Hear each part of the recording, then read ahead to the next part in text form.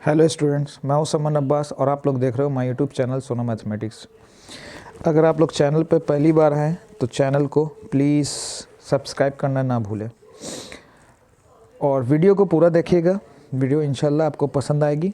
देखिए, kids education tree ये मेरी ही संस्था है जिसे मैं चला रहा हूँ और इसमें क्लास 7th 8 9 10 के बैच अब जल्द ही नए शुरू होने वाले हैं और साथ ही साथ कम्पिटिटिव पेपर की भी तैयारी अब शुरू होने जा रही है।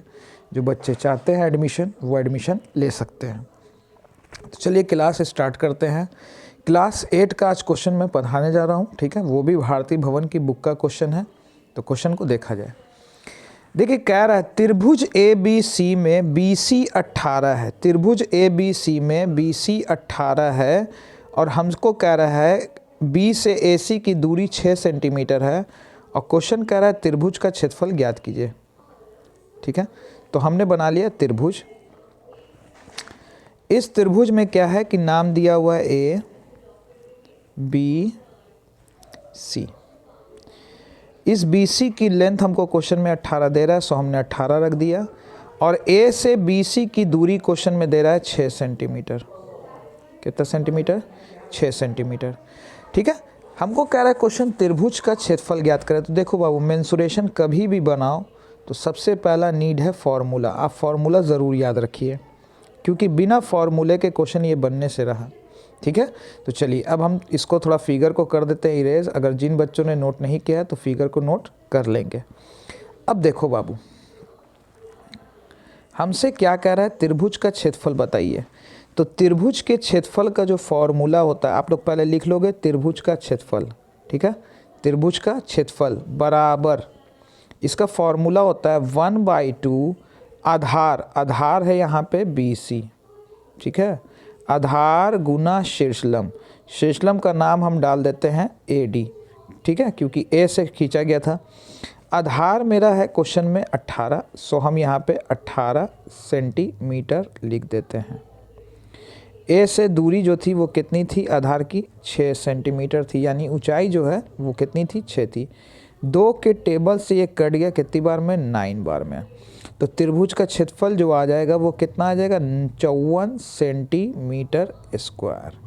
त्रिभुज का क्षेत्रफल कितना आया? 54 सेंटीमीटर स्क्वायर। क्लियर? अब देखिए अगला क्वेश्चन, और याद रखिए क्षेत्रफल जब भी निकलेगा वर्ग में तो 54 सेंटीमीटर कितनी बार था? 2 बार, यानी 54 सेंटीमीटर स्क्वायर, ठीक है। आइए अगला क्वेश्चन देखते हैं। क्वेश्चन नंबर 2 में कह रहा है सम चतुर्भुज। नाम से ही पता चल रहा है सम मतलब समान, चतुर्थ मतलब 4, भुज मतलब भुजा जिसकी चारों भुजा आपस में बराबर होगी। तो यहाँ पर हम थोड़ा सा फिगर बना देते हैं, ठीक है। अब देखो बाबू, यहाँ पर एक सम चतुर्भुज है, ठीक है। नाम दे देते हैं ए बी। थोड़ा सा फिगर आड़ा टेढ़ा हो रहा है बनाने में।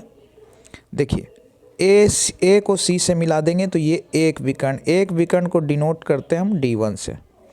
और ये दूसरा विकर्ण, ठीक है, अलग कलर से कर देते हैं BD। ये जो हमने BD खींचा है ये दूसरा विकर्ण है, ठीक है।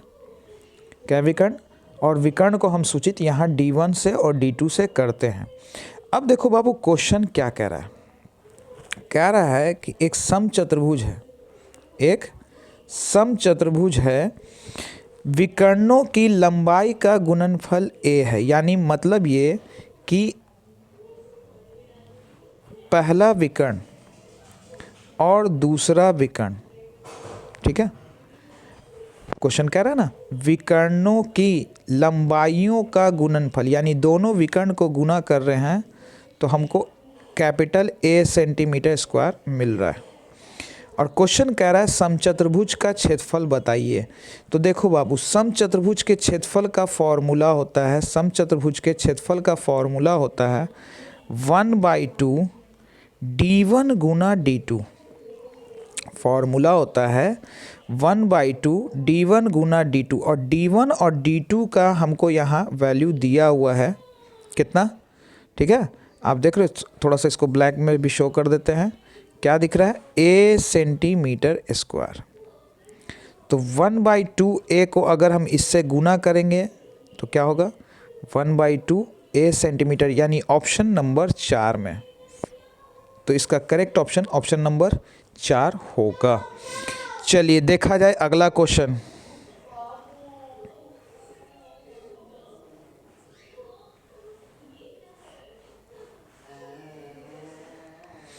देखिए कह रहा है किसी समलम चतुर्भुज की समांतर भुजाएं।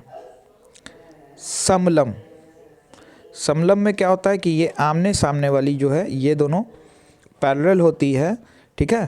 तो एक भुजा बोल रहा है x, यानी सपोज स्टार्ट कर लो ये x है और ये y है। समांतर भुजाएं x और y है, इनके बीच की दूरी, ठीक है, इनके बीच की दूरी, ये जो डिस्टेंस है ये हमको क्वेश्चन में दे रहा है p, ठीक है। ये क्वेश्चन में क्या दे रहा है हमको, p दे रहा है।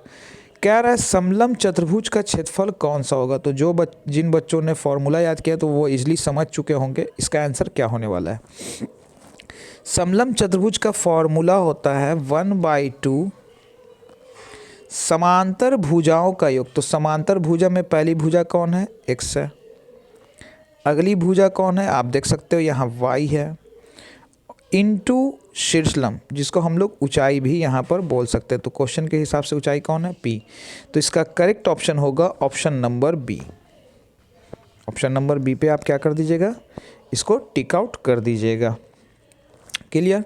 तो फर्स्ट, सेकंड, थर्ड बन चुका है। आइए क्वेश्चन नंबर 4 को समझते हैं।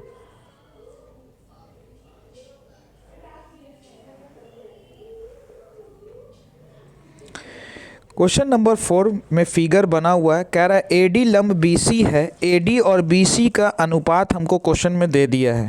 क्या दिया है, 1:2, और क्षेत्रफल दिया हुआ है 196 सेंटीमीटर स्क्वायर।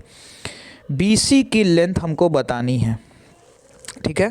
किसकी लेंथ बतानी है, बीसी की। तो सबसे पहले करना क्या, एडी को हम 1x मान सकते हैं। तो 1 को x से करेंगे तो क्या होगा, x होगा। BC क्या था, 2, इसको क्या कर लेना बाबू, 2x ले लेना। BD बराबर क्या हो जाएगा, 2x। माना कि इन दोनों को मान लेना है।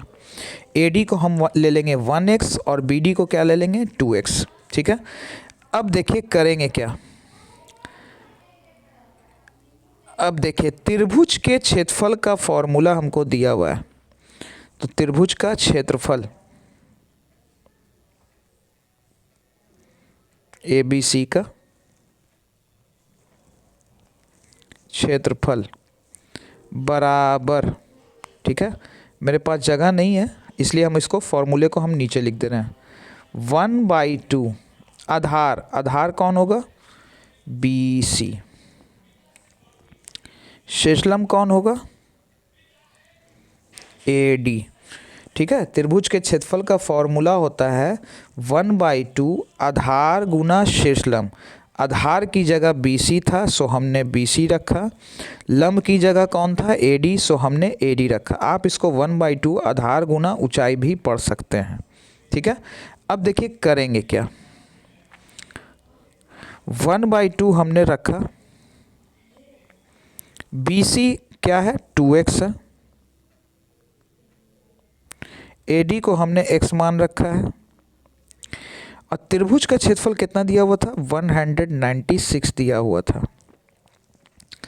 2 से 2 कैंसिल हो जाएगा, ठीक है। त्रिभुज का क्षेत्रफल 196 दिया हुआ है क्वेश्चन में, आप देखिएगा तो ये हो जाएगा बाबू x का स्क्वायर और ये हो जाएगा 14 का स्क्वायर। आप स्क्वायर से स्क्वायर कैंसिल भी मान सकते हैं। सो x का वैल्यू क्या निकला, 14 निकला। x का जो वैल्यू निकला क्या निकला, 14। अब हमको क्वेश्चन कह रहा है BC की लंबाई ज्ञात करनी है। किसकी लंबाई, BC की, ठीक है। तो हम ऊपर का पोर्शन करते हैं इरेज, ठीक है। आप लोग उतना पहले नोट कर लीजिएगा। देखिए BC, तो BC है बाबू 2x और x का वैल्यू क्या है, 14। 14 को 2 से करेंगे कितना होगा, 28। तो बी सी का जो वैल्यू आएगा वो क्या आएगा, 28 आएगा। ठीक है, जस्ट इसके बाद की लाइन है। तो इस तरह से क्वेश्चन नंबर 4 तक कंप्लीट हुआ। उम्मीद है आपको ये वीडियो पसंद आई होगी। अगले पार्ट में जल्द ही इसके आगे के क्वेश्चन को मैं बताऊंगा। अगर वीडियो पसंद आई हो तो लाइक ज़रूर कर दीजिएगा और अपने दोस्तों में शेयर ज़रूर कर दीजिएगा।